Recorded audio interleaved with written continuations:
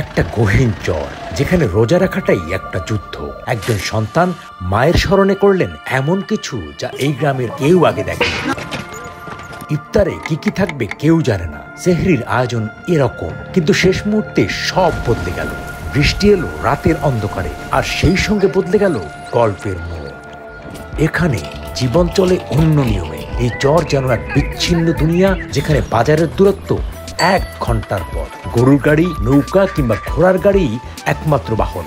আজ এই গহীন চরে আমরা এসেছি এক অনন্য আয়োজনের সাক্ষী হতে।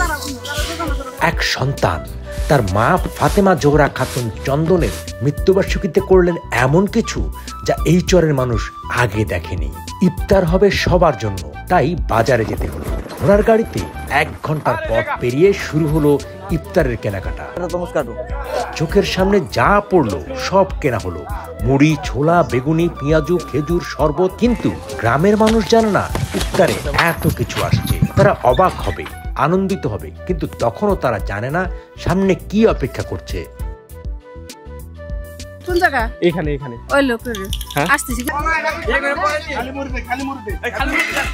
আন্টি আপনারা বসে যান না, বসে যান, বসে যান, এটাই খারাপ আছে। বসে যান, বসে যান। এগুলো নাম আছে নাকি? না না না না, কোনটার ভিতরে দিন, কোনটার ভিতরে দিন বাজান দূর বেলে যাবারে বলবেন কোন। আমরা তরমুজ, বাঙ্গি, শসা, তারপরে আঙ্গুর ফল, চপ, পেঁয়াজি, এগুলো সবই আমরা কাইটা ইফতারি দিয়েছি। 200 মানুষ হবে। 60-70 জন আসল, অনেকই বাসায় নিয়ে গেছে। গ্রামের মানুষের জন্য এক ব্যতিক্রমী দিন। কেউ কল্পনাও করেনি এত আয়োজন হবে। ইফতার সামনে পেয়ে কেউ চুপ, কেউ বিস্মিত, কেউ চোখ মুছছে। ইমাম সাহেব এসে দোয়া করলেন। আলহামদুলিল্লাহ রাব্বুল আলামিন, আমিন আমিন সুম্মা আমিন। এই আয়োজন যেন মায়ের রুহের শান্তির কারণ হয়। যারা আসতে পারেননি তাদের জন্য খাবার পৌঁছে দেওয়া হলো বাড়িতে বাড়িতে। বাসায় নিয়ে আসছি। ও মেয়ে আসে নাই? না, নিয়ে আসছি। আচ্ছা, তাদের জন্য নিয়ে যাচ্ছেন? আমি এখানে নামাজ পড়াই। হ্যাঁ, শুকর আলহামদুলিল্লাহ, খুব ধন্যবাদ আপনাদের। আসলে সবাই মিলিতভাবে এরকম একটি ইফতারির আপনারা আয়োজন করছেন, এর জন্য আল্লাহর কাছে হাজার শুকরিয়া দেয়। সবাই আমরা এই একই সদস্য, একই গ্রামের ফ্যামিলি। ইফতার কেমন লাগছে? ভালো লাগছে। কি বেশি মজা লাগছে? সুলা। হ্যাঁ, সবাই ভালোভাবে খাচ্ছে।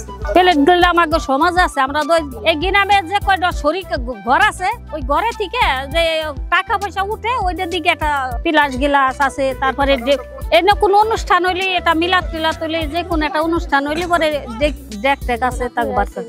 এই জন্য আপনারা যে কামটা করলেন খুব সুন্দর হয়েছে। ইফতার শেষ, এবার সেহরির পালা। প্রথম পরিকল্পনা ছিল খিচুড়ি আর গরুর মাংস, কিন্তু গ্রামের কয়েকজন বলল সেহরিতে খিচুড়ি ভালো হবে না, ভাত করলেই ভালো হয়। গরুর মাংসের পরিকল্পনা বাদ দিতে হলো, কারণ শুক্রবার ছাড়া এখানে মাংস পাওয়া যায় না। তাই মুরগির দিকে নজর গেল, কিন্তু বাজারে গিয়ে দেখা গেল মুরগিও শেষ। শেষমেশ মাত্র 3 পিস মুরগি পাওয়া গেল। তাই রান্না ঠিক হলো মুড়িঘণ্ট আর মাছ। রান্না শুরু হলো রাত 11টায়। মাঝরাতে চরবাসীর অনেকেই এসে সাহায্য করলো। রান্নায় ধোঁয়া আর মানুষের ব্যস্ততা যেন এক উৎসবের আমেজ। ভোর 3টায় রান্না শেষ হলো। মুরগি আছে, এর ভিতরে আছে রুই মাছ, মুড়িঘণ্ট যেটাকে বলে। দাওয়াত দিয়েছি আপনার গ্রামে যতজন মানুষ আছে বা যতজন রোজা থাকে, রোজাদার ব্যক্তিদের জন্য এটা আর কি করার আয়োজন। রান্নাগুলা করতেছে আছে আমাদের বাসার লোক, আমার স্ত্রী আছে, আমার বোন আছে, তারপর আছে গ্রামের বোন, অনেকেই ভাবি আছে, অনেকেই আছে। আপাতত চলতেছে আপনার মনে করেন যে মুরগি কাটা, তারপরে মাছ ধোয়া, পরিষ্কার করা, তারপরে আদা রসুন পেঁয়াজ এগুলা মানে সব ক্লিন।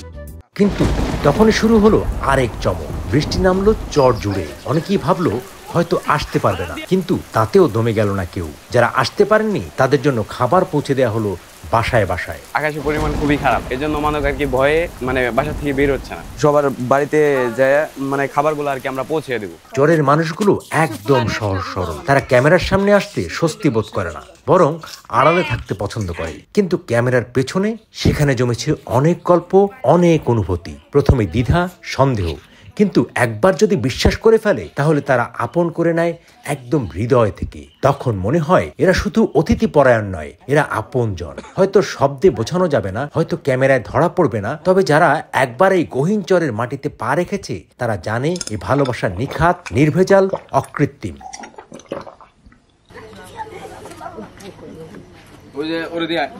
রান্না ছিল ঘন্ট মাছ, তারপরে শসা, 5টা কাজ করে মনে করেন 6 পাতা কাজ করে, মনে করেন সবাই আমাদের দেশে মনে করেন ঠেকা।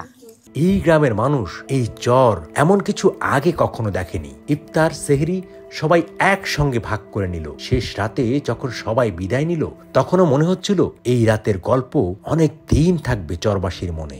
বিদায় ধোলাই চর।